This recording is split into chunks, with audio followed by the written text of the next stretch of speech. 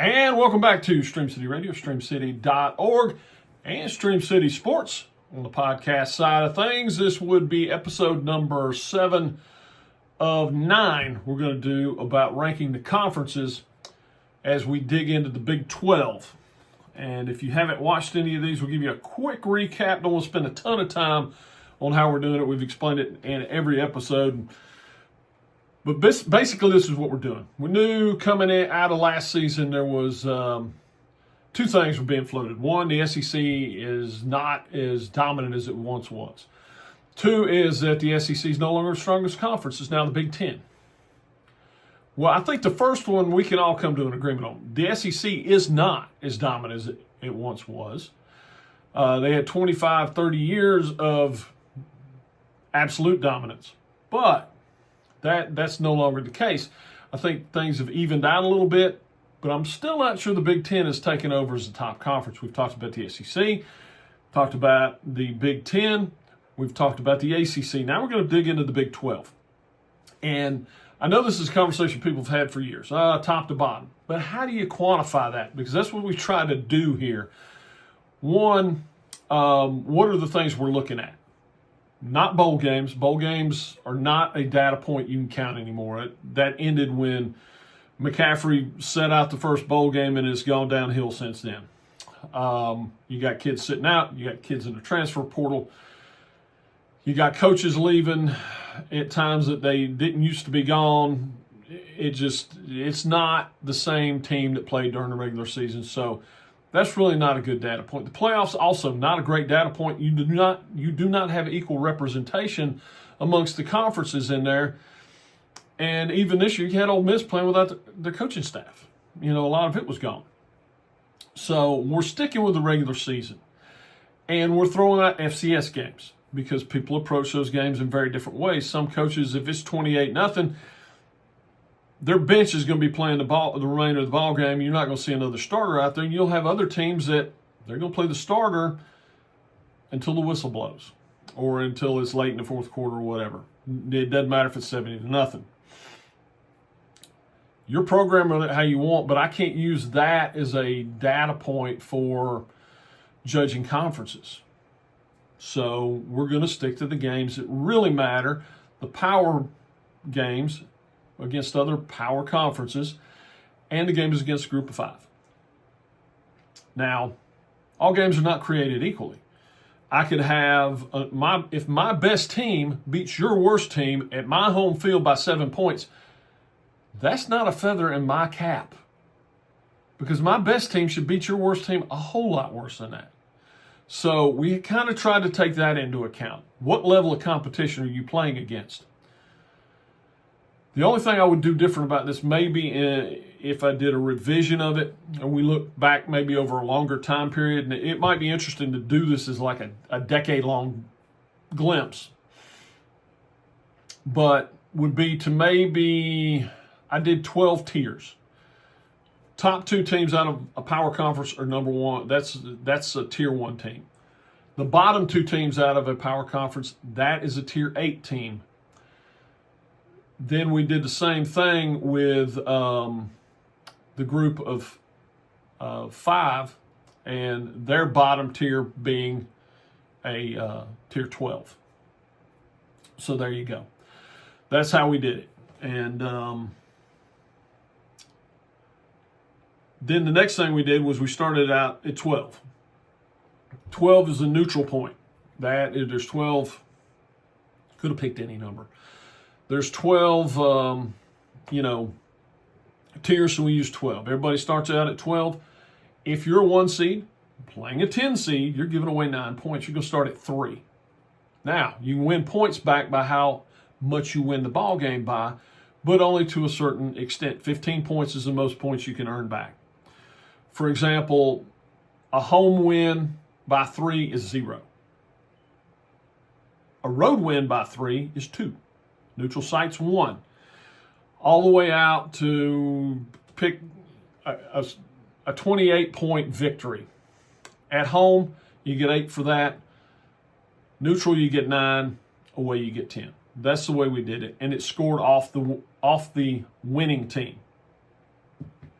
So there you go. All right. Now, jumping into the Big 12.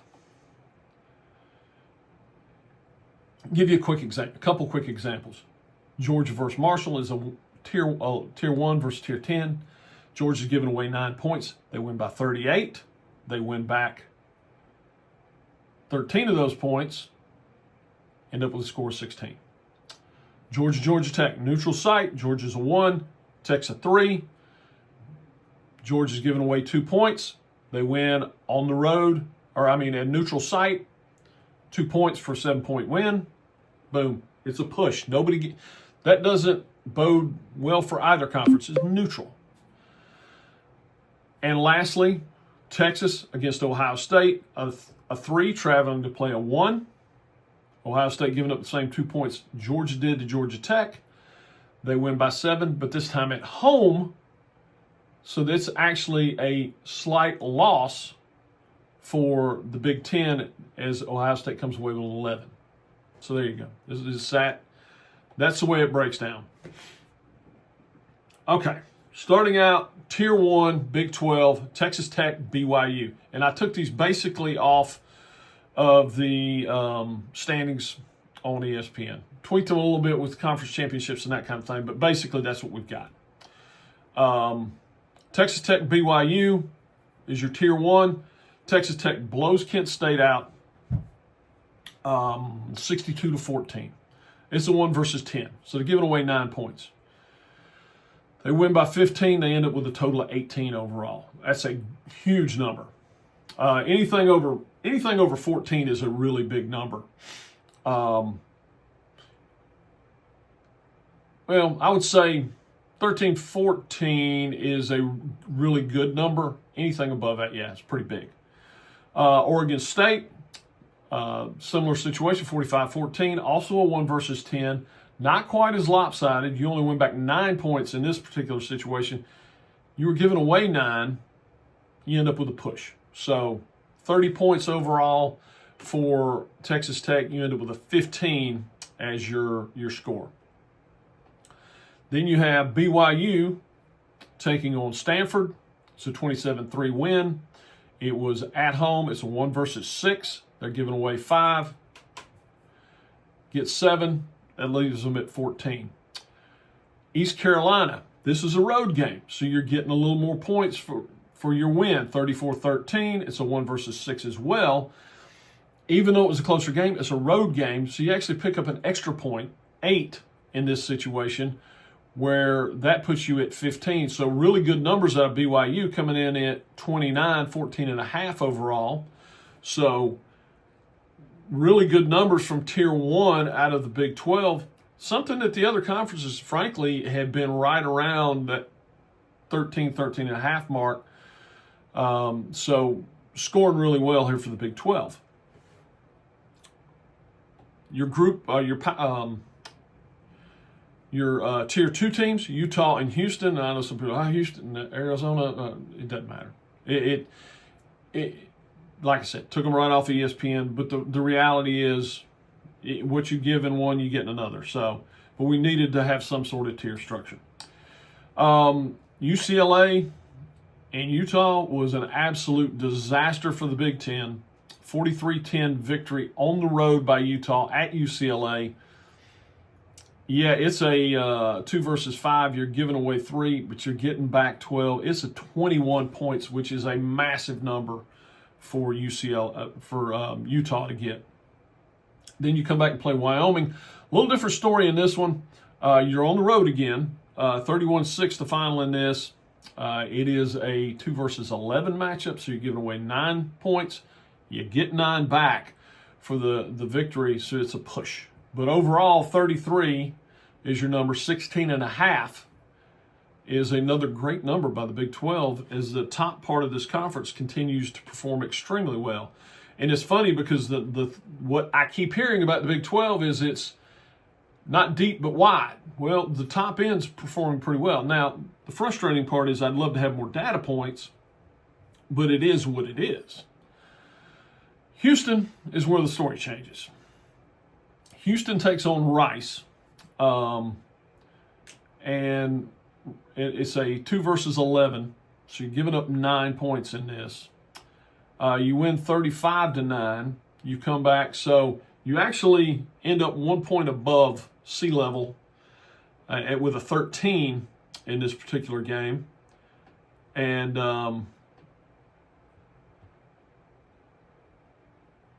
let's see, as my computer's decided to play games with me. So you end up with a 13 in this game. Then it's Oregon State, who we've already visited with once here. And Oregon State, of course, not in a conference. I took basically the records of the independents, and I know they're the Pac-2 last year, but basically independents, and just ranked them according to their record. Oregon State, this is a 2 versus 10 situation, a 3-point win. Now, you are on the road. That does help, but you're giving away 8 points, getting 2 back. You're losing 6 overall. So you end up with 6 in this situation. So you end up with a 19 overall for Houston, which is not a good number. So a 9.5 is your average, which is the first time that the Big 12 has really underperformed, is with Houston.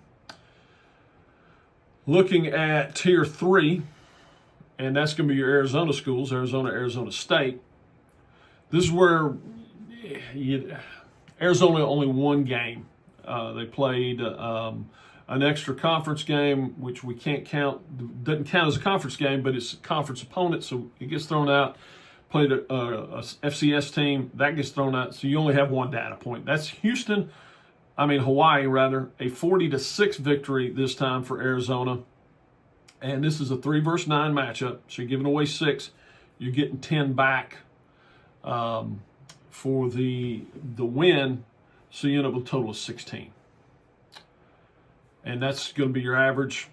You only got one game. Arizona State, not as well as Arizona in this situation. Second team underperforming for the Big 12. Road game to Mississippi State. It's a 4-point loss on the road. That's a 3 versus 7 matchup. So you're giving away 4 points to Mississippi State. You give away a 5th one with the loss. So it is a 7 points total for you in the Mississippi State game. Then you play Texas State, another game you underperform in. And 34-15, you get the victory. But it's a situation where you're giving away 7, you get 5 back, so 10 overall for Arizona State for a total of 17, or an 8.5 for your average. Looking at Tier 4, Iowa State and Kansas State. Iowa State plays Iowa. This is a 4 versus 3 matchup where Iowa State's actually getting a point in this situation. It is a win. It is at home, so you get 0 points for a 3-point victory at home. But you're getting a point because of the tier system from Iowa, so you end up with a 13. Then it's Arkansas State on the road, kind of a strange one. Big Ten headed down to a Sun Belt team, but they did. 24-16, and we're seeing more and more of that. Now, I think that's not a bad thing. 24-16, your final in this ball game. It's a 4 versus 8, so you're giving away 4 spots. You earn back 4 for the victory. It's a push. So overall, a 25 for Iowa State and a 12.5 average. So just above the median level. Nothing to brag about, nothing to be ashamed of. Kansas State. This one not as good. Another team with this is the other team with only 1 data point. And Kansas State, because they played each other in a non-conference game. Kansas State, only 1 data point. This one was against Army, and this one does not work out as well as the Arizona one did because you lost at home 24-21. So you're going to give up 2 points for the home loss, even though it's by 3. And it's a 4 versus 7 matchup, so you're giving away 3 more points for the tier system. So it's a total of 7 for Kansas State. And as we look at the overall picture for the top half of the Big 12, and we dig a little deeper into that, your level 1 teams did well. Actually outperformed everybody. A 14.8 in the level 1. Your level 2 teams also doing very well, finishing second behind the Big 10, who did astronomically well, 17.55 for Big 10. A 13 comes in second, just above the SEC at 12, and the ACC all the way down at 8. So you're doing really well at that point. Level 3, 10.7. I'm sorry, it was 11.7 overall. So you take a bit of a step back there. But that still puts you in third place, behind the SEC, the Big 10, and ahead of the ACC.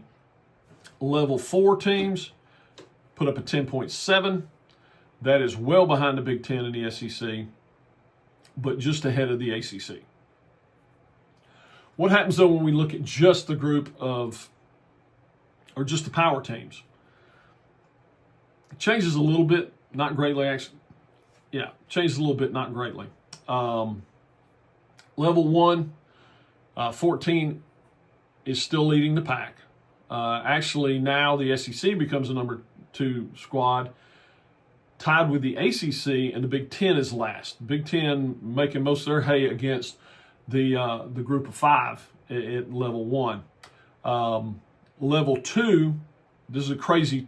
You only had one game. It was a level 2 power game, and you ended up with a 21. So you're way out in front of everybody on that one. A little deceptive, but it could have also gone badly. Then it's Big 10, SEC, ACC. Level 3, this is the problem. You're at a 7 overall at level 3, with the SEC being number 1. You actually ended up 4th in this situation, just behind the ACC at 7.3. Big 10 putting up 10.5. Level 4. This is a situation where it tightened up a little bit. The SEC and the Big 10 out in front with a 16 and a 15.5. With them in the Big 10, you're at a 13, just barely ahead of the ACC at a 12.7. So there's a look at the top half of the Big 12 and how they fared in their non-conference games. And we'll put a wrap on it for podcast number 7 in the series.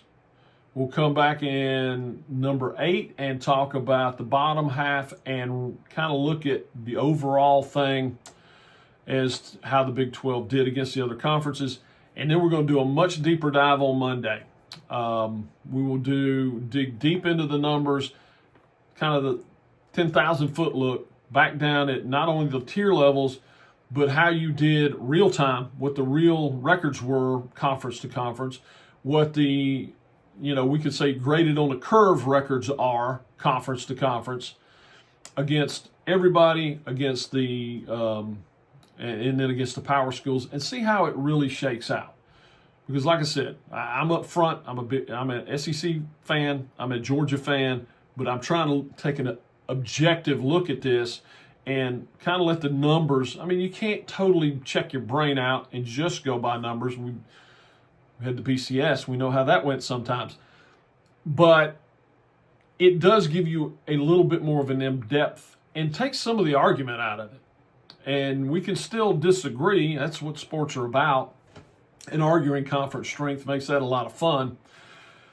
But I think this actually gives us some true data points to go by. And like I said, in the very first one of these I came up with the formula before I plugged it into anything. So it's not a biased formula. It's not like I'm trying to make one conference look good, one conference look bad. It's the same application applied to every conference. And, I've been very upfront. This is me kind of trying to show my homework. The big reveal actually will be next Monday on the radio show, and then the podcast that drops 5 o'clock on a Monday will be the bigger reveal, the total reveal, the in-depth thing, and then we'll go from there. See what we want to do next after that, as this one has this has kind of been what we've talked about for the last several weeks. So back in a moment on Stream City Radio. Back when podcast number 8 in the series on Saturday at 5. If you're doing it that way. Anyhow, Stream City Radio, streamcity.org. Hope you're enjoying the show. Enjoying? I don't think we're enjoying things. Enjoying the show. I'm James O'Brien. We will catch you in a minute, or about 3 of them, here on Stream City Radio, or tomorrow on the podcast.